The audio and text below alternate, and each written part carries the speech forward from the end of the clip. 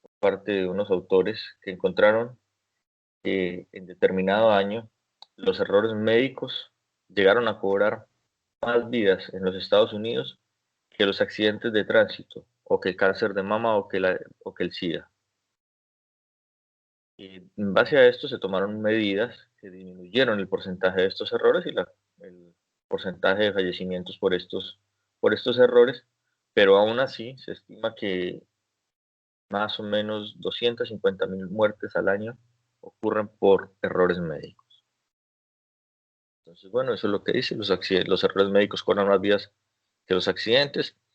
Esto se debe, sobre todo en radiología intervencionista, ¿sí? Hablando de radiología intervencionista como tal, es el amplio alcance, ¿sí? Y la rápida evolución que ha tenido la subespecialidad. Entonces, obviamente, la velocidad, el vértigo o el crecimiento tan acelerado hace que esté expuesta, o que esté expuesto el radiólogo intervencionista a sufrir más riesgos y a equivocarse más o a tener más efectos adversos. Ahora vamos a ver que no todos los efectos adversos son causados por un error. Desde el punto de vista legal, hablan ellos en el artículo que aproximadamente un tercio de las demandas por negligencia contra los radiólogos en los Estados Unidos ocurren hacia los radiólogos intervencionistas. Ellos hablan que desafortunadamente la radiología intervencionista, al crecer tan rápidamente, en algunos sitios y en algunos casos no tiene unas guías muy rigurosas, muy estrictas de cómo realizarlo. ¿Sí? Entonces, obviamente, esto expone a tener más probabilidad de tener un evento adverso. Bueno, entonces, hablando del error médico, el error médico se define como el fracaso de una acción, cuando usted planifica hacer algo como en un procedimiento intervencionista, para ser completado exitosamente y cuando no se logra completar.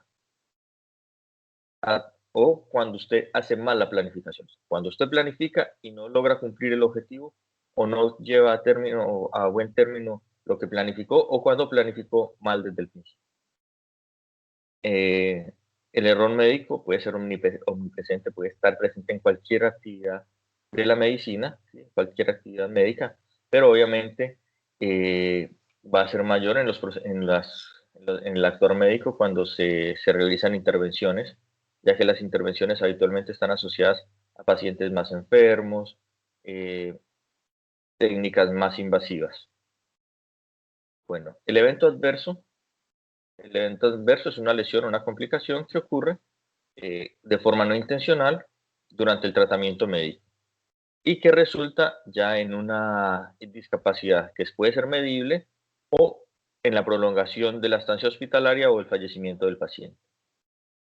La mayoría de los eventos adversos están asociados con procedimientos o con intervenciones, hasta en el 39% de los casos, y de ese 39% de los casos, el 7% resultan en complicaciones fatales o mortales. Ellos acá ponen un párrafo que dice que si bien no todos los resultados negativos de los pacientes son resultado de error médico, ¿sí? Hay investigaciones que demuestran que los eventos adversos son el resultado, muchas veces, eh, son errores facilitados por fallas individuales, o sea, actos inseguros, inapropiados de quienes están haciendo el procedimiento. O en otro porcentaje en el nivel del sistema, o sea, condiciones latentes que residen dentro de la organización en la cual se va a realizar el procedimiento, ¿sí? Eso es importante tenerlo en cuenta porque no siempre es que el que está haciendo las cosas lo hizo mal o se equivocó. A veces hay cosas que influyen y eso es parte importante de lo que hay que tener en cuenta, que no todo, no simplemente es saber hacer las cosas, sino tener un entorno seguro, tener un entorno adecuado que cumpla con las necesidades y los requerimientos para poder hacer un procedimiento. No solamente es saber hacer procedimientos, sino tener un entorno que permita realizarlo de una forma adecuada. Bueno, eh, hablan acá que el término de la cultura de seguridad se refiere a la producción, a la creación de ese ajuste, de ese valor agregado que tiene hacer las cosas bien, ¿sí? que el personal sea competente, crear un entorno donde las personas que participan en estas actividades intervencionistas estén entrenadas adecuadamente, tengan un comportamiento adecuado, que ya tengan su rol establecido y que haga que el sistema o el procedimiento como tal en la sala de procedimientos funcione adecuadamente. Tener una cultura de seguridad, o sea, tener ya un establecido, un estándar, como un orden, como cómo va a funcionar, permite que las cosas fluyan mejor, permite que las cosas se hagan de mejor manera, ¿sí? Y que el comportamiento sea más seguro dentro del procedimiento como tal. Esto lleva a la necesidad no solo de tener una persona o un personal entrenado en hacer el procedimiento como tal, sino que todo el entorno, como ya lo habíamos hablado, que todo el entorno esté preparado y esté en disposición o con la capacidad de enfocarse en el trabajo. Entonces, esto es algo que nosotros vemos a veces, que no todos, que no todo el personal que funciona alrededor del procedimiento intervencionista está como enfocado o tiene como la misma dirección. Obviamente, gran parte del riesgo de la radiología intervencionista está relacionado con la naturaleza invasiva de la especialidad, ¿sí? Y otros factores y otras cosas por las cuales por las cuales están expuestos los radiólogos intervencionistas, la gente que hace intervencionismo, a las complicaciones, es obviamente el rápido crecimiento, la expansión, ¿sí? Eh, la evolución de la tecnología, el hecho de tratar pacientes críticamente enfermos, y otra cosa que es importante, y es que al tener más acceso a más tecnología, más capacidad de solucionar problemas, se lleva más al límite ese intento de solucionar problemas en pacientes más enfermos. Entonces, eso expone a que tengamos más probabilidad de que un radiólogo intervencionista tenga complicaciones.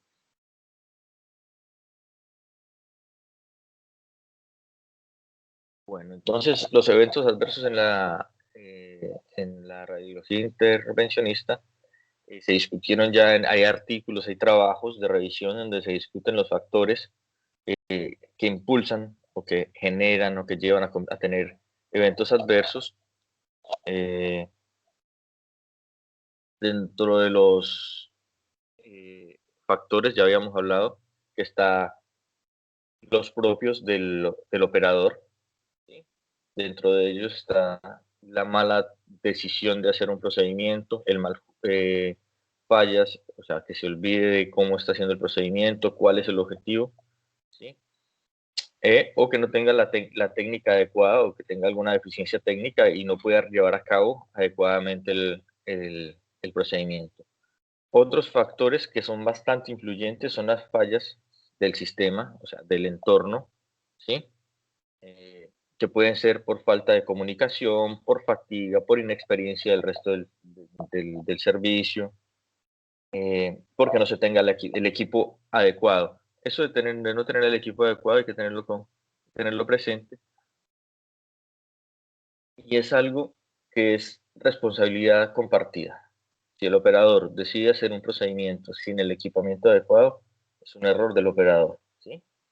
Ahora, cuando se planea un procedimiento, se espera contar con todo un equipo, y a mitad de procedimiento resulta que el equipo no está completo, a pesar de que el encargado de hacer el chequeo no lo hizo adecuadamente. También es un error compartido del operador y del sistema. Bueno,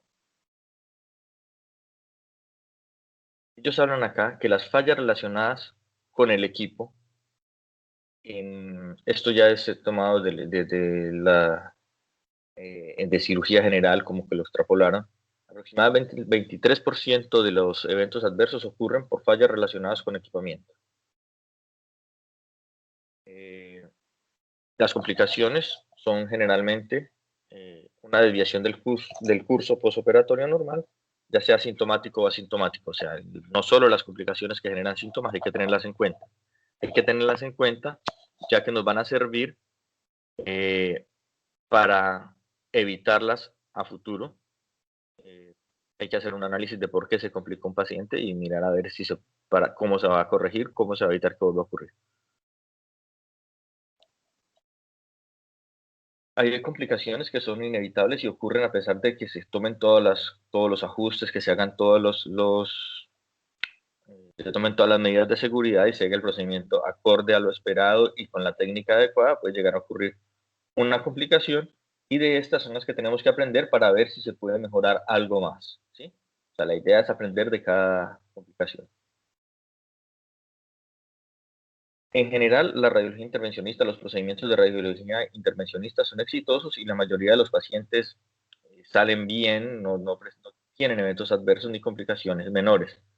Pero cuando ocurren estos procedimientos, pueden asociarse al manejo por otra área, por otra especialidad, o que el tratamiento de esas complicaciones lleven a hacer un procedimiento más invasivo, lo que expone al paciente a sumar un riesgo acumulativo mayor. Por eso, cuando se hace un procedimiento, la idea es hacerlo en el entorno más seguro posible, hacerlo de la mejor forma, porque después corregir un evento adverso o una complicación de un paciente de radiología intervencionista va a llevar a otra intervención que le va a sumar más riesgo. Entonces ellos hablan acá, por ejemplo, de los filtros de vena cava inferior, de los drenajes percutáneos, y de estos en particular dicen que hasta el 10% presentan complicaciones. Entonces hay que tener en cuenta todo eso. Bueno, ya en cuanto a la parte legal, habla que cada año el 7.4% de los médicos se ven envueltos en juicios con tasas, con más o menos con porcentajes de 20%, que son subespecialistas. O sea, el 20% de los subespecialistas o la gente que practica eh,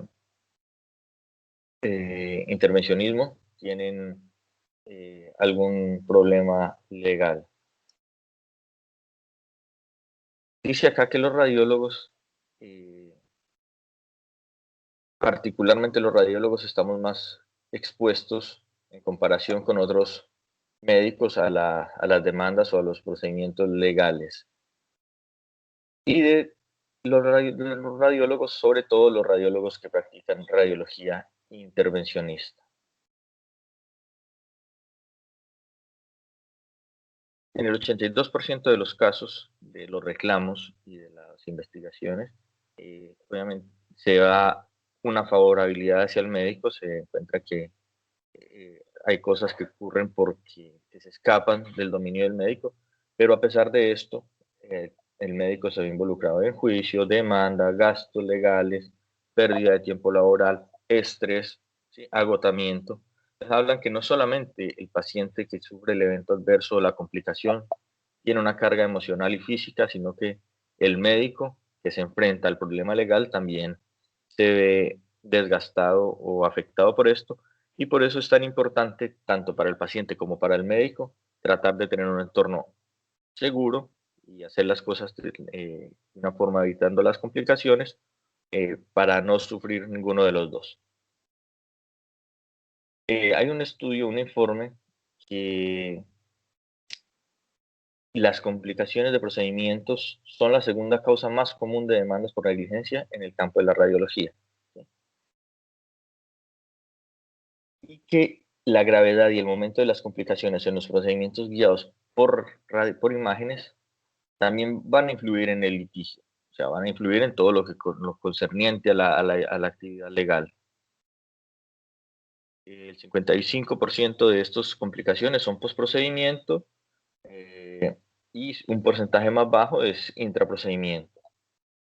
Bueno, pocas de esas demandas o alegatos sí, demandas de los pacientes llegan obviamente a generar una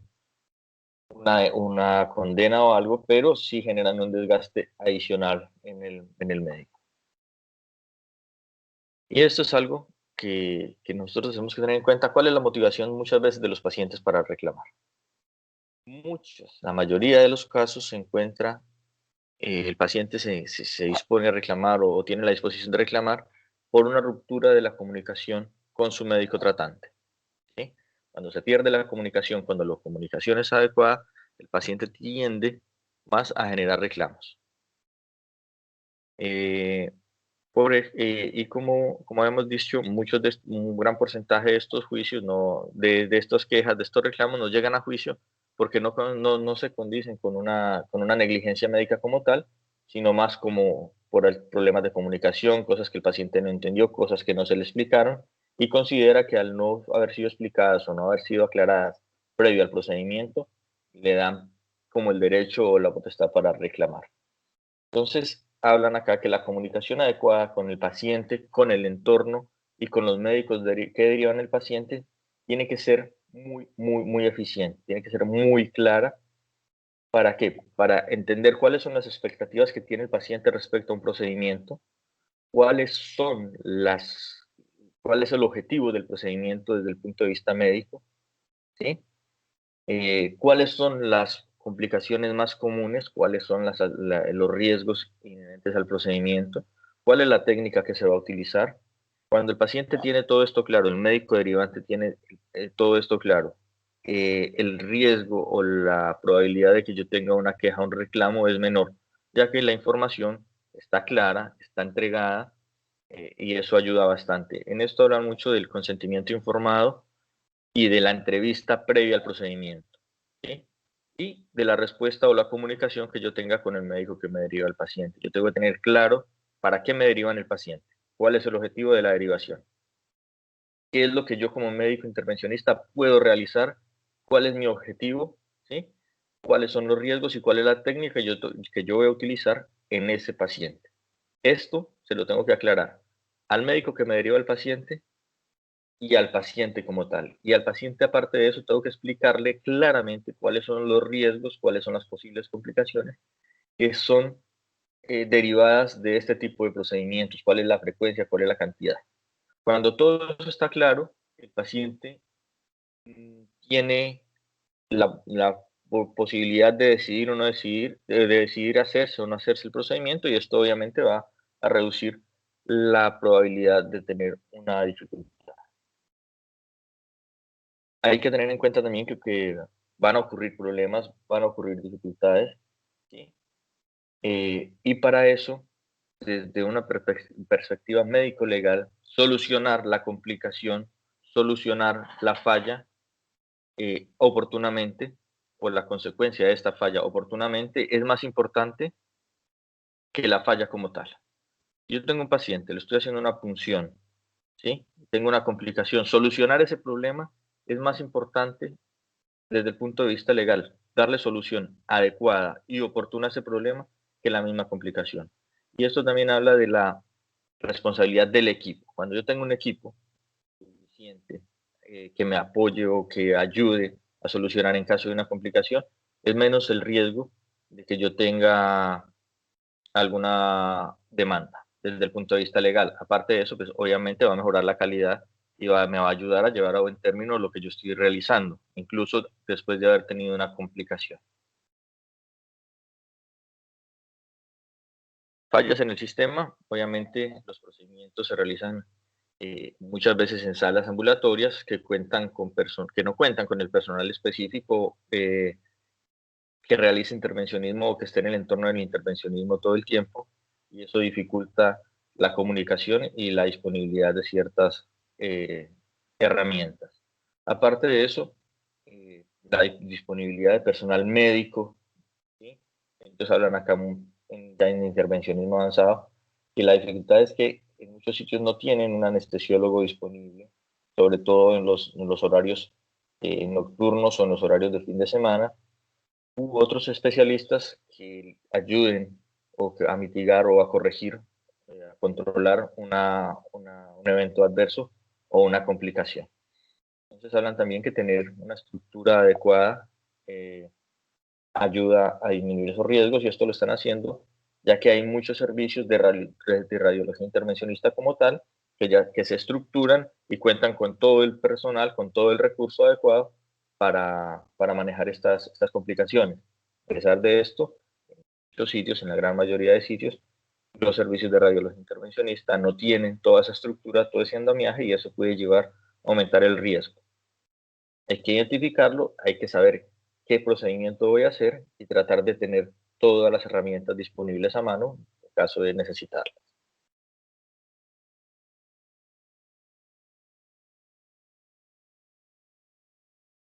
eh,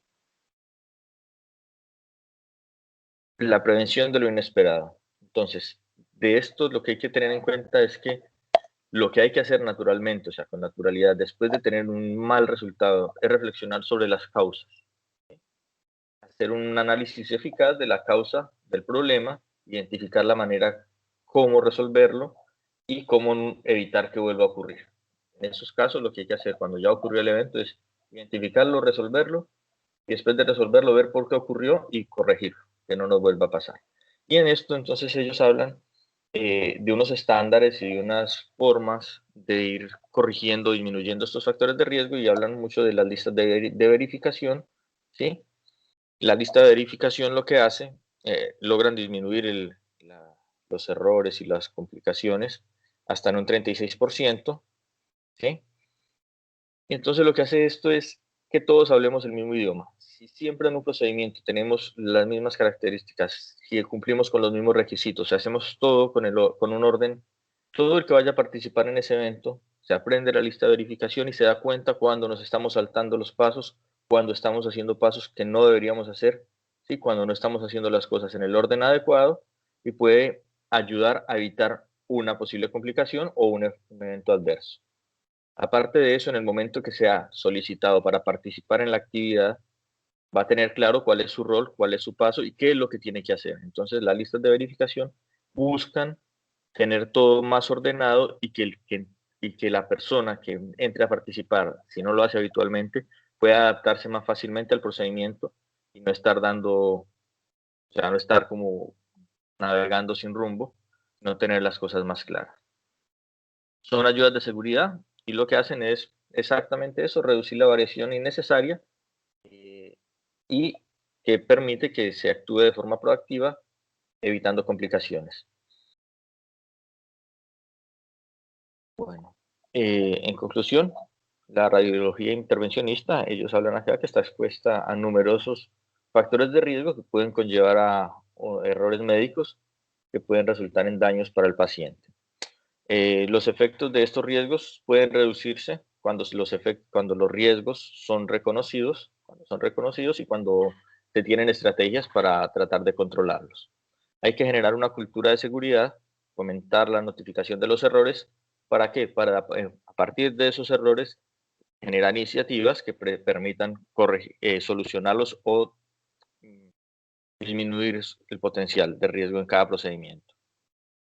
Eh, Cuando se tiene claro por qué ocurre, en la conclusión dicen, cuando se tiene claro, cuando se comprende la causa de un error médico, la naturaleza de la complicación como tal, se pueden tomar medidas adecuadas para disminuir el impacto de la complicación, así de esa misma forma disminuir el riesgo médico legal, ¿sí? Y al obviamente tener un comportamiento más seguro, todos nos vamos a ver beneficiados. Bueno, eso más o menos es el artículo. Sí.